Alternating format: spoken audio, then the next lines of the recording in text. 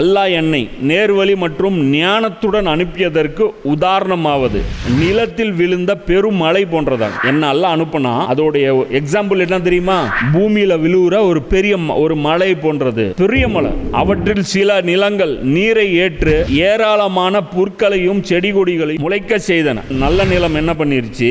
நீரை உள்ள இழுத்துக்குச்சு. அது என்ன பூமி? நல்ல பூமி, நல்ல விவசாய பூமி. இது புல்ல வெளிப்படுத்துச்சு, செடி கொடிகளை வெளிப்பட்டுச்சு. இப்போ இதன் மூலமா என்னாச்சு? அந்த பூமிக்கும் தண்ணி கிடைச்சது, அதுவும் பயனடைஞ்சது. அதன் மூலமா வெளிப்பட்ட அந்த விளைச்சல்கள் இருக்குல்ல, அதுவும் எல்லாருக்கும் யூஸ் ஆச்சு. தனக்கும் பயன் கொடுத்துச்சு அந்த பூமி, அடுத்தவனுக்கும் பயன் கொடுத்துச்சு. அடுத்த ஒரு ஐட்டம் இருந்தது, என்ன?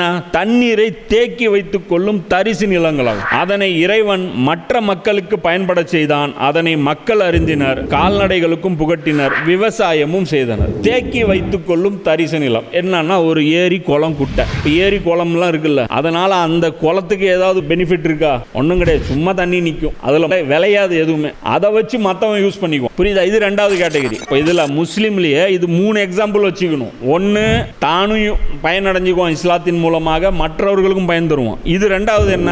ஊருக்கு உபதேசம் பண்ணுவான், ஆனால் அவன் ஃபாலோ பண்ண மாட்டான். அன்னலார் நபிகள் நாயகம் ஸல்லல்லாஹு அலைஹி வஸல்லம் அவர்களுடைய வாழ்க்கையில் ஏராளமான படிப்பினை இருக்குது. ஆனால் யாருக்கு? பயானை கேட்குற உனக்கு தான், சொல்றவங்களுக்கு இல்லை. புரியுதா? இவங்கெல்லாம் யாரு? தொட்டி மாதிரி. நபி ஸல்லல்லாஹு அலைஹி வஸல்லம் என்ன சொல்றாங்க? இவங்களை தொட்டி மாதிரி. இவங்களுக்கு பயன் கிடையாது, ஆனா இவங்களால மற்றவனுக்கு பயன். ஏன்னா ஒரு கெட்ட ஆலிம் பயான் பண்ணாலும் அதை கேட்டு ஒருத்தன் திருந்துறானா இல்லையா? ஆனா அவனுக்கு யூஸ் ஆச்சா? கிடையாது. ஏன்னா அவனே சொன்னதை ஃபாலோ பண்ண போறது கிடையாது. புரியுதா? அவன் 1 நம்பர் ஃப்ராடு. ஆனா இதை கேட்டு ஒருத்தன் திருந்தினா பாரு, அவனும் வாழ்க்கை மாறி போச்சு. இவன் போயிருவான் நரகத்துக்கு, இவன் போயிருவான் சொர்க்கத்துக்கு. 3வது, அந்த பெருமழை இன்னொரு வகை நிலத்திலும் விழுந்தது. அது ஒன்றுக்கும் உதவாத வெறும் கட்டாந்தரை. இது தண்ணீரை தேக்கி வைத்துக் கொள்ளவும் இல்லை, புற்பூண்டுகளை முளைக்கவும் இல்லை. அடுத்தது என்ன? பாறை. பட்டு தெரிச்சு போயிருச்சு. பட பட படம் தண்ணி பட்டுச்சு. டபால் டபால் டபால்னு அந்த பாறை என்ன பண்ணிருச்சு? தெரிஞ்சு போச்சு. மழை நின்னதுக்கு அப்புறம் ஒரு அரை மணி நேரத்தில் அந்த பாறையில ஈரமும் இல்ல, மழை பெஞ்சதுக்கான சான்றும் இல்ல. அப்ப என்ன அர்த்தம்? மேல வாங்கிட்டான், 5 பைசாவுக்கு யாருக்கும் பிரயோஜனம் இல்ல,